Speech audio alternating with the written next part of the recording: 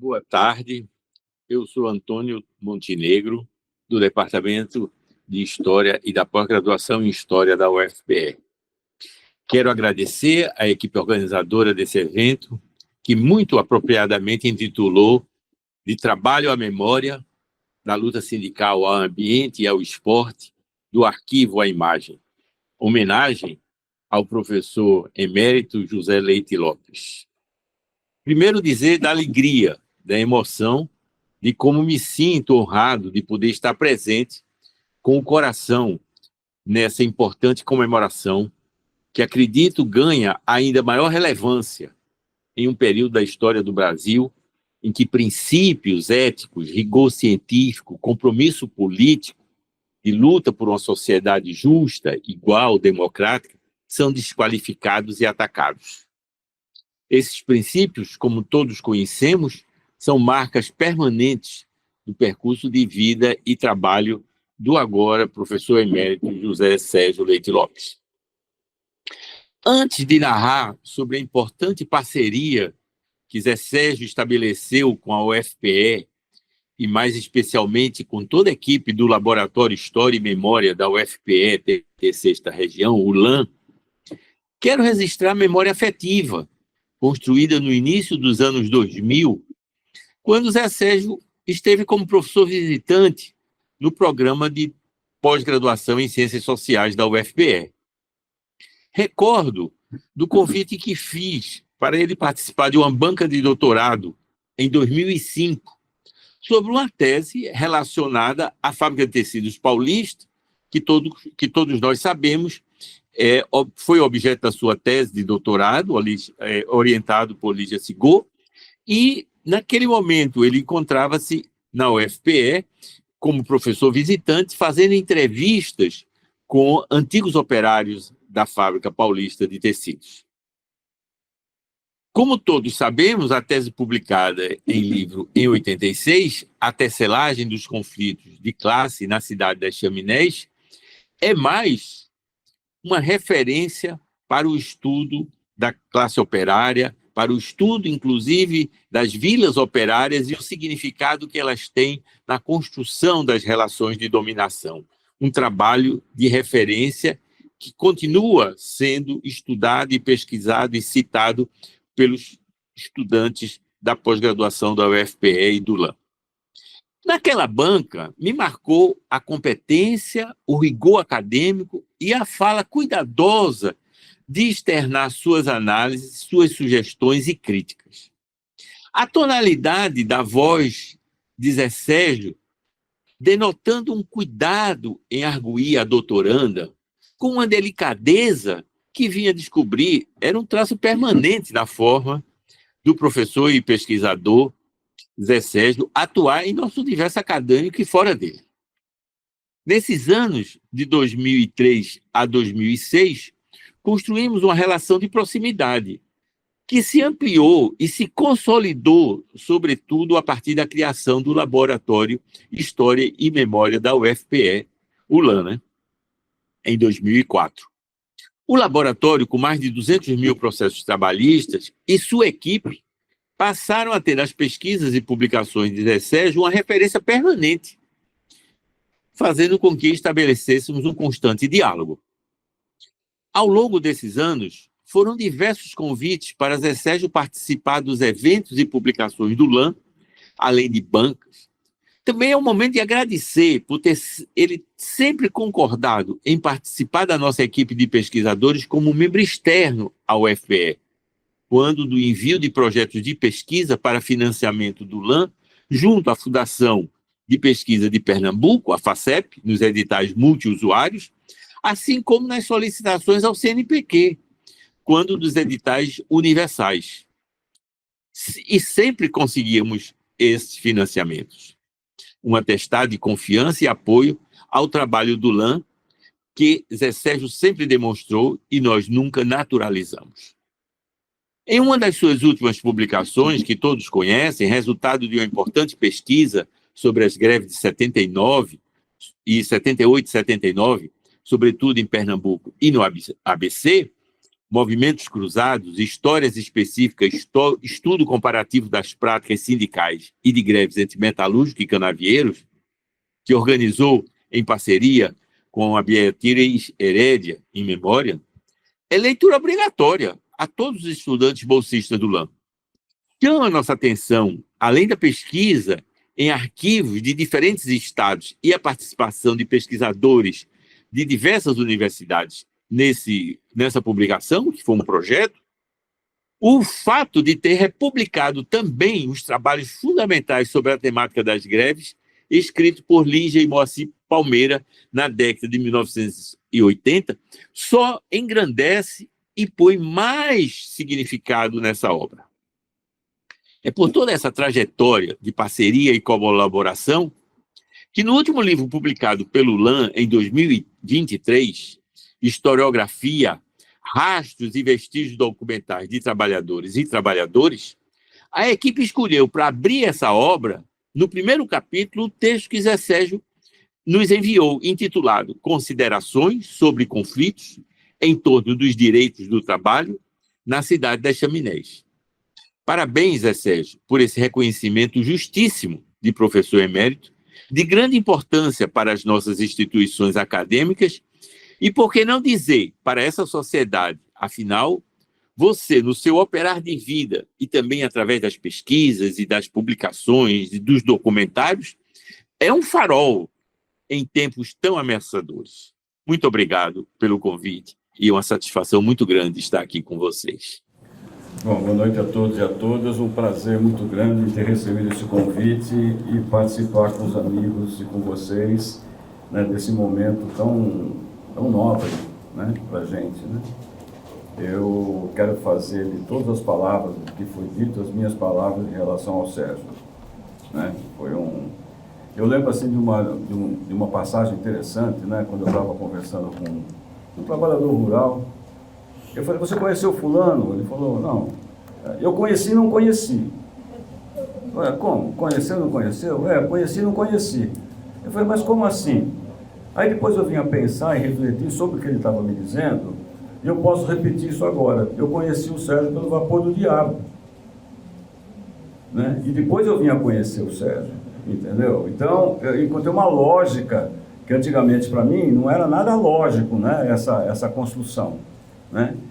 Aí, bom, ou seja, para falar do Sérgio, entendeu? Eu resolvi aqui organizar um pouco, né, uma reflexão sobre o documentário Memórias de Lutas Camponesas do Nordeste, né? Eu acho que tem tudo a ver, entendeu? Quer dizer, com a nossa história, né? Eu acho que a história dentro da academia, não é à toa que a gente vê, por exemplo, o crescimento da extensão universitária hoje, fazendo parte da estrutura curricular, porque esse trabalho você fala: não, a extensão está crescendo, mas está crescendo porque houve luta de resistência dentro da universidade. Houve a construção de uma metodologia para fazer a ponte que o Sérgio faz entre os movimentos sociais e a academia, né? Ou seja, ao ver esse documentário, ao rever esse documentário várias vezes, né, que eu cheguei até a participar em algumas coisas bem pontuais, né, que o Sérgio pediu, e aí vem a generosidade, né, sabe, de você fazer em grupo e não fazer sozinho, né? Eu acho que o Sérgio fez a produção disso e distribuiu um copião, assim como a gente fala, né, para várias pessoas, entendeu? Que vivenciaram aquela situação, aquela realidade e tal, né, opinar sobre o que ele tinha construído, o que ele tinha montado. Então, esse assim, a gente começa a mostrar na prática, entendeu? Quer dizer, uma generosidade, né, e um trabalho de grupo. O Sérgio não é ele, Sérgio, ele é o grupo. A referência desse trabalho é o grupo, não é a pessoa. Não é a pessoa. Claro que a pessoa tem todos os méritos que nós estamos colocando aqui, né? Mas o Sérgio sem o grupo não existe, né? Porque ele é fomentador, sabe, de uma reflexão crítica na sociedade. Uma outra coisa que me chamou a atenção é que o Sérgio ele tem um compromisso, ele tem uma causa. O Sérgio luta por uma causa, entendeu? E quem luta por uma causa sempre está vivo, né, nas perspectivas de renovação, sabe, de uma linguagem trazendo todo o referencial do passado, né, para uma linguagem contemporânea, para que a juventude possa entender. Então eu vejo aqui, por exemplo, algumas falam, pô, o Sérgio agora virou roteirista. Ou seja, ele está implementando uma linguagem, sabe, dos tempos modernos para discutir o passado e ressignificar o presente e manter a chama viva das utopias futuras. A gente não pode perder essa dimensão da história, de ver a história como processo e não ver a história como etapas de conjuntura. Eu vendo a Leila aqui, eu lembro também, sabe, de uma época em que a gente se apropriou muito desse saber. Porque eu fui professor da Universidade da Paraíba a partir de 1977, né? E quando eu comecei a ver esse filme, né, a rever esse filme, Memórias das Lutas Camponesas no Nordeste, eu vejo como assim, a mão e a cabeça do Sérgio estava presente no nosso cotidiano de vida dentro da universidade, né? Por que eu vi isso? Se vocês prestarem atenção, eu quero rever esse documentário para organizar minha fala, sem levar em consideração quem dirigiu esse filme, né? Eu vou me abstrair disso, eu quero ver como os personagens se apresentam nesse filme. Rapaz, de repente você começa a ver o filme, você vê os trabalhadores, né, contando as suas histórias, que passam a ser doutores da construção do conhecimento. Né? E você vê a presença da pesquisa acadêmica junto com os trabalhadores e participando do mesmo evento. Então, quando você vê o filme, os trabalhadores tão soltos, com uma narrativa assim, tão de corpo e alma, né? Você começa a pensar, mas como é que isso vem? Isso vem porque não é uma pesquisa, entendeu? Pontual que se faz e volta para a universidade. É um trabalho de longo tempo que vai se construindo relações, vai se construindo ponte entre os movimentos e a academia, né? Bom, eu falei, mas de onde vem isso? Aí, de repente, você começa a pesquisar ao ver o filme que não retrata essas questões, ao ver o processo de construção do filme. Aí você começa a ver, pô, caramba, esses trabalhadores participaram o quê? De rodas de conversa, entendeu? Em Pernambuco, na Paraíba, né? E no Rio Grande do Norte. Então, ou seja, o filme, ele sistematiza uma construção coletiva, né? E eu acho que, ou seja, o Sérgio, do meu ponto de vista, né, ele está com uma linguagem assim, super avançada para os tempos atuais, que vai reforçar uma metodologia de pesquisa acadêmica dentro das universidades, que é a participação efetiva dos trabalhadores nesse processo. E a gente aprendeu muito com o Sérgio, né? Com a mão, eu diria assim, não é a mão invisível da economia, né? Mas com a mão invisível de um pensar acadêmico, que a Marilda participou, né? O nosso processo na formação do curso na Universidade Federal da Paraíba, um curso de pós-graduação. Está lá o dedo do Sérgio, a mão do Sérgio, a cabeça do Sérgio, está lá incorporada, né? Num desdobramento que é invisível aos olhos, mas ele está presente no conteúdo. A gente montou um curso de mestrado lá com um trabalho de extensão, agregando, sabe, nessa ponte, a relação entre o pesquisador e o pesquisado, não entendendo dessa forma pesquisador e pesquisado, agregando saberes diferenciados, o saber acadêmico e o saber não acadêmico. Essa agregação, entendeu, vem de uma escola de pensamento que tem o seu nascedouro praticamente aqui no Museu Nacional. Porque, não é? Eu acho que antes da gente implementar isso, quer dizer, assim, o museu ele foi um alimentador, sabe, de uma produção acadêmica que ajudou os trabalhadores a se organizarem para fazer as greves do Nordeste. Então, isso tem uma história por trás. Eu não quero analisar a greve pela greve, eu quero analisar a construção da greve na história. E aí aparece a mão invisível do Sérgio, a cabeça do Sérgio, aparece tudo de novo lá. Né? Eu acho que essas questões, né, que a gente precisa, certo, mergulhar a fundo na realidade, né? Bom, eu tive a oportunidade de ver também, no filme, né, algumas manifestações desses grupos, né, de rodas de conversa com os trabalhadores e os pesquisadores. Rapaz, o que saiu assim, de produção acadêmica em cima dessas rodas, de livros, de teses, de vídeos, né? Impressionante, entendeu? Quer dizer, e como eu vi, porque eles, ou seja, a gente morou na Paraíba há quase 10 anos, né? E muitas vezes o Museu Nacional, durante o período da greve, levava todo mundo lá, entendeu? Para ajudar na greve, organizar a greve e tal. Depois eles voltavam e a gente ficava. Então a gente viu o reflexo desse trabalho, né? Viu o reflexo desse trabalho, né? E no desdobramento das pesquisas que tinha como ponto de partida essas questões básicas, né? Da construção de uma ponta onde a universidade tem que ser ocupada, entendeu? Pelos trabalhadores. Onde o saber de quem não se formou na academia possa ser valorizado dentro da academia, né? Então, eu acho que, para mim, foi um prazer muito grande, entendeu? De estar aqui fazendo essa reflexão. Teria muita coisa para falar sobre isso, né? Mas como o tempo, né, tá indo embora, eu vou deixar para uma outra oportunidade. Mas, para mim, entendeu? Quer dizer, a valorização é você estar lutando por uma causa, né? Uma causa, e essa foi a luta do Sérgio a vida toda dele, pela gente fez tanto no mundo acadêmico quanto fora do mundo acadêmico, nas pontes com os movimentos sociais, nas suas diferentes dimensões. Eu agradeço muito a possibilidade de estar refletindo com vocês sobre essa experiência, uma experiência muito pessoal, entendeu? Mas eu acho que tanto na junção da produção acadêmica com a reflexão e a possibilidade dos trabalhadores, eles próprios, contarem a sua história, né? Contarem a sua história. E de um modelo de pesquisa que não é aquela que o pesquisador vai a campo, se apropria de um saber, faz a sua tese, vem para dentro da universidade, faz a sua carreira acadêmica, bota essa tese no escaninho, que só as pessoas que têm, né, uma relação temática, né, com aquele trabalho vai consultar. A gente precisa transformar todo esse conhecimento acadêmico, entendeu, em coisas vivas, e eu acho que o Sérgio me ensina de novo que para transformar numa linguagem atual, né, é importante a gente incorporar a questão das imagens na educação e na reflexão, né, pela luta dos direitos e da reforma agrária e outros temas importantes, né, para mudar o padrão de desenvolvimento da sociedade brasileira. Muito obrigado, Sérgio, pela oportunidade de estar aqui.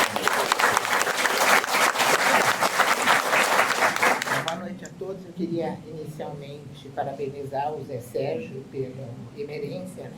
E agradecer muito o convite pela oportunidade de estar aqui me juntando nessa homenagem, né? Não vou repetir todas as qualidades do Zé Sérgio que foram citadas aqui, a generosidade, a afetividade, a gentileza, né? Mas eu queria começar um pouco de como é que foi meu contato com o Zé Sérgio, que eu acho que foi diferente da maioria das pessoas que falaram aqui, né? Eu conheci o Zé Sérgio, mas ele não me conheceu, quando ele foi a São Paulo, na USP, fazer uma apresentação da dissertação dele, do Vapor do Diabo, que acho que ele tinha acabado de fazer, né? Não estava publicada ainda. E aqui, eu fui assistir e eu fiquei muito mexida com aquilo, porque era uma antropologia que eu nunca fui, não era nada próximo da antropologia na graduação, e aquilo me mexeu muito comigo, porque era uma outra coisa, um outro modo de olhar. Mas toquei a minha vida, fui para a Unesp, fui trabalhar numa pesquisa lá, fiz concurso, fui contratada pela Unesp de Botucatu, e lá foi meu primeiro contato efetivo com o grupo do museu. Nós fazíamos regularmente as reuniões sobre mão de obra volante, né? E lá eu conheci a Frânio, Lígia e Moacir, que começaram a apresentar seus trabalhos, né? Então foi aí que eu fiz meus primeiros contatos. Quando eu vim para o Rio em 79, né, o Afrânio foi uma pessoa extremamente generosa em me conduzir, me apresentar para lideranças sindicais aqui no Rio de Janeiro, abrir portas para discussões da FETAG. Ele e o Heraldo, que era presidente da FETAG, para uma pessoa que não conhecia nada do Estado e estava chegando, né, com interesse em estudar movimentos sociais. Bom, nesse meio tempo eu fiz curso aqui no museu com o Moacir, mas a minha relação com o Zé Sérgio era meio de... Nós fomos vizinhos de prédio, inclusive, né? Era uma relação mais formal e distante. Vou efetivamente me aproximar do Zé Sérgio, né? Na época em que, por um lado, eu estou envolvida com o trabalho de pesquisa da Comissão da Verdade do Estado aqui do Rio de Janeiro, e o Centro de Autoestudos vira um local importante de troca, né, e de discussão dos resultados dos trabalhos todos, né, e que, nesse momento, acho que o Zé Sérgio já estava esboçando a ideia de montar um acervo. Eu lembro que, antes disso, a gente já tinha feito uma tentativa nisso, um projeto milionário da FINEP, que a gente não sabia nem direito como fazer o orçamento, nós acostumados com aqueles orçamentos de CNPq, né? E, bom, fizemos um projeto que foi muito marcante, porque acho que foi o início de uma conversa sobre acervos, né? Eu, da minha parte, tentando transformar o meu acúmulo de papéis em alguma coisa utilizável, e transferiu essa coisa de fazer acervo em casa, os orientantes iam para a minha casa. Falei, não pode, precisa organizar isso num espaço público, né? Bom, eu então fazendo esse esforço, e o Zé Sérgio também fazendo esse esforço na Universidade Federal do Rio de Janeiro. A partir daí foram trocas constantes, reuniões, conversas, trocas de experiências, né? E eu vou hoje um pouco aqui chamar atenção para a importância dos acervos, mas principalmente chamar atenção, retomando o que o Carlinhos falou, como eu vejo, como eu enxergo o trabalho do MEMOV, né? Porque isso que nós estamos falando aqui, de valorizar as experiências das pessoas comuns, das lideranças locais, não é um trabalho fácil, né? E todo esse trabalho, por exemplo, que a gente fez em torno da repressão sobre camponeses, né, mostra aspectos pouco conhecidos, pouco reconhecidos, silenciados, mas também revela toda a dificuldade que é trazer isso à tona, porque as pessoas, obviamente, têm dificuldade de falar, exige um trabalho prévio, isso que você estava falando, de aproximação, conversas, etc. Né? Bom, então, a questão que eu acho que se colocava desde esse momento é a ideia de, aí repetindo Pollack, que alguém já citou hoje, né, a ideia de que memória e esquecimento são eixos fundamentais da disputa do poder e envolve concorrência em torno do conteúdo e do modo como a memória coletiva se constrói nas sociedades, né? Então, o trabalho de organizar arquivos, né, é um esforço de recuperação de memória, não apenas como exercício acadêmico, mas principalmente como um trabalho que visa ressituar os atores na história, dando visibilidade e reconhecimento a eles como sujeitos. Isso é particularmente importante num contexto como o nosso, em que nós ainda falamos da justiça de transição como um horizonte, né, uma utopia, que a gente corre atrás. De toda forma, né, um dos grandes desafios que se colocam para a construção de arquivos é justamente a recuperação e preservação de memórias silenciadas, especialmente em relação ao mundo do trabalho. O Neto falou uma coisa extremamente interessante aqui hoje, né? A própria criação na CNV, a Comissão Nacional da Verdade, de um grupo só de trabalhadores, demorou, custou, foi uma briga. Né? Quer dizer, tem uma concepção do lugar, né? E eu participei ativamente de um grupo que se constituiu para apoiar a Comissão Nacional no que se refere a camponeses, um grupo que existe até hoje, que chamamos a Comissão Camponesa da Verdade, e era uma dificuldade enorme falar da importância de fazer um levantamento dos conflitos no campo, porque o conflito no campo não se reduzia à guerrilha do Araguaia. Era uma briga quase que cotidiana. Eu lembro do Moacir tendo ataques, às vezes, nas reuniões, bravo pra caramba por conta disso. Mas, enfim. Então, todo esse trabalho envolve transformar pilhas de papéis, né, em algo que possa ser consultado e contextualizado para reconstruir essas memórias. Né? Da mesma forma como isso que me parece um eixo central do MEMOV, né? Que é disponibilizar entrevistas e documentos, o que é uma coisa especialmente as entrevistas, né? E seminários também, né? Como é o caso do seminário Memória Camponesa, que o Carlinhos citou e cujo primeiro evento foi feito, inclusive, aqui no estado do Rio, né? Bom, então, esse processo que está presente no MEMOV e que está presente em diversos seminários realizados, né, liderados pelo Zé Sérgio, no Centro de Altos Estudos, né, no Núcleo de Antropologia do Campesinato, né, de Antropologia Política, né, são elementos passos extremamente importantes nesse sentido, né, de construção dos acervos, como eu disse, são atos aparentemente simples, né, mas que envolvem recursos, tratamento físico de documentação que está deteriorada pelo tempo, que precisa ser limpa, fotografada, né, classificada, e a cada vez que vai se classificar esse documento, está entrando em jogo determinadas concepções de lugares para esses documentos, determinadas hierarquias de valor, né? Então, o próprio ato de classificar dessa perspectiva é um ato de situar. Nós estamos falando de relacionar e gerar arranjos que permitem possibilidades de cruzamentos, leituras e sentidos, né, que estão imbricados na própria possibilidade de construção da memória, né? E isso nos coloca um desafio que eu sei que o Zé Sérgio enfrentou, nós também enfrentamos no Núcleo de Movimentos Sociais, que nós temos uma enorme riqueza de material vinda do mundo do trabalho, mas nós temos uma dificuldade imensa, eu diria quase que intransponível, de pegar a contraparte que também ajuda a falar esse mundo do trabalho, se a gente pensar arquivo numa dimensão relacional. A gente não acessa arquivo de empresas. Ou se acessa pedaços, coisinhas mínimas, né, que nos criam dificuldade para produzir essa própria relação.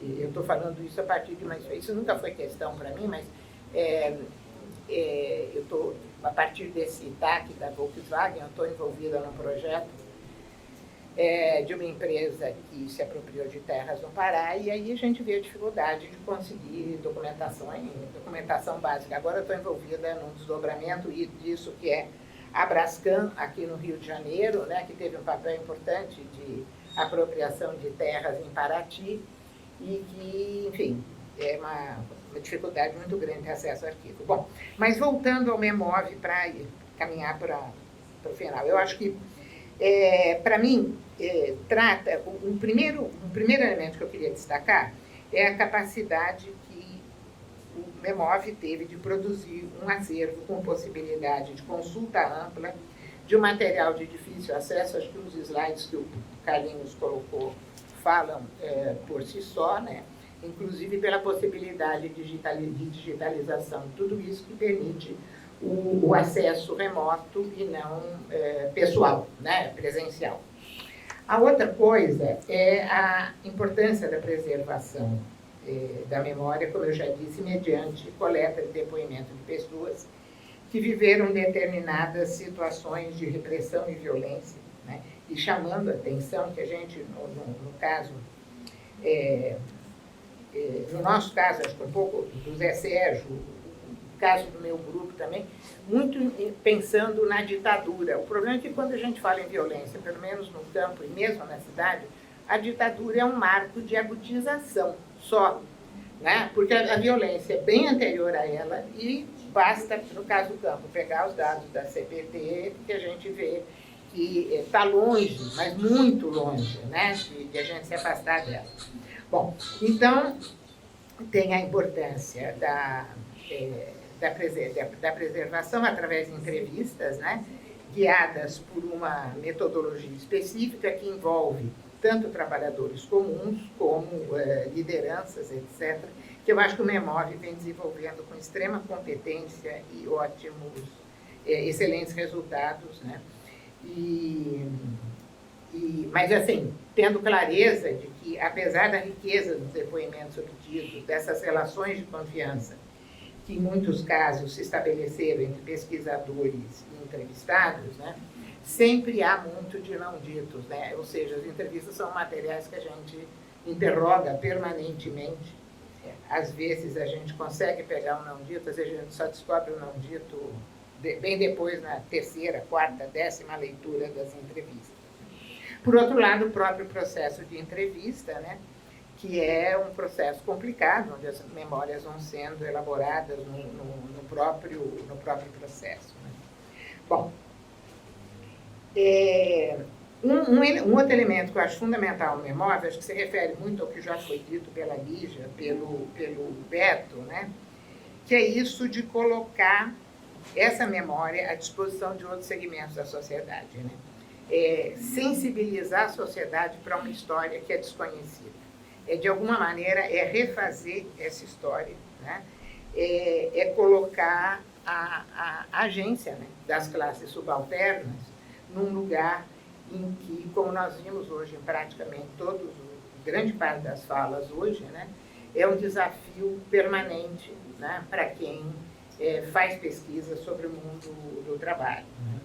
Então, a socialização das memórias, né, e aí o trabalho de extensão mencionado pelo Beto é fundamental.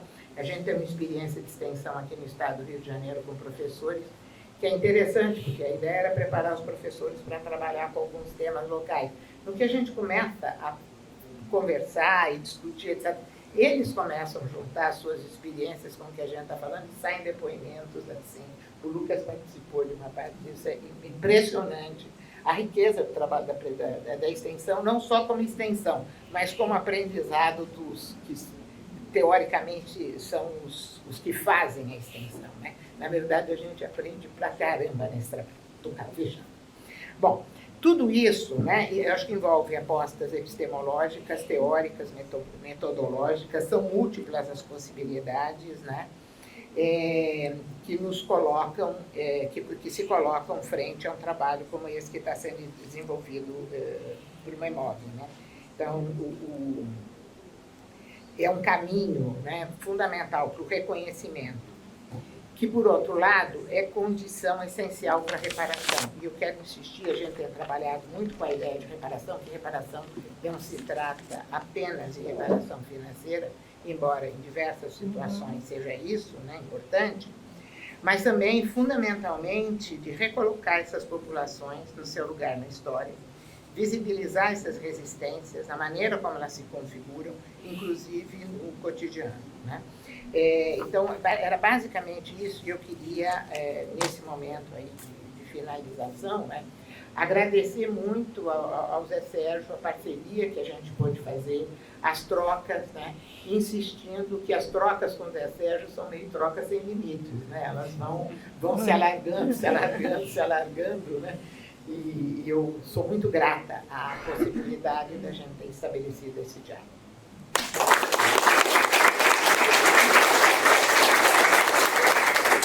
Muito obrigada aos colegas e às colegas pela pontualidade, pelo cumprimento da regra, e eu gostaria de encerrar essa mesa e passar o microfone para o John. Ele quer falar.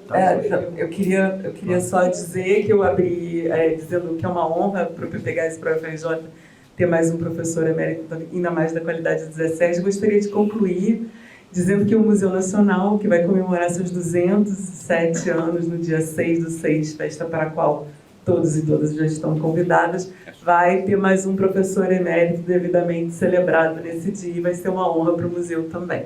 Tá bom? Muito obrigada.